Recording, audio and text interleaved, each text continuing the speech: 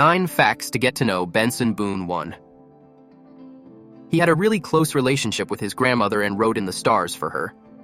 About the song, Boone shared, "I wrote this song about losing someone that I loved very much. My great-grandma was 97 years old, and I was very close with her when she passed.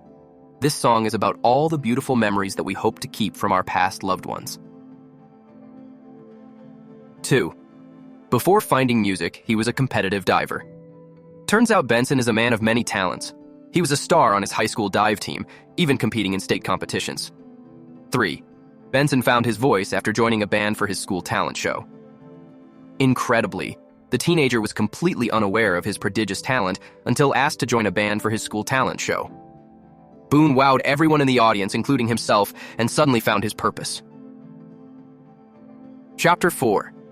He withdrew from American Idol despite being a fan and judge favorite. An audition for American Idol came just 1 year after finding his voice.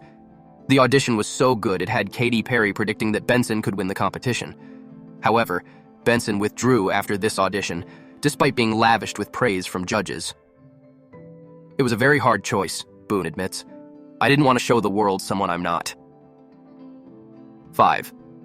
Ghost Town was inspired by a friend's toxic relationship. Benson penned Ghost Town based off emotions that were pulled from observing a friend's toxic relationship and realizing development in his own emotional maturity. 6.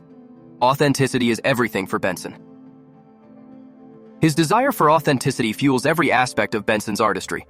From the hand-drawn Ghost Town cover to the black-and-white music video, which was filmed in his hometown with a little help from his real-life friends, the singer-slash-songwriter doesn't want there to be any buffer between him and the listener. 7.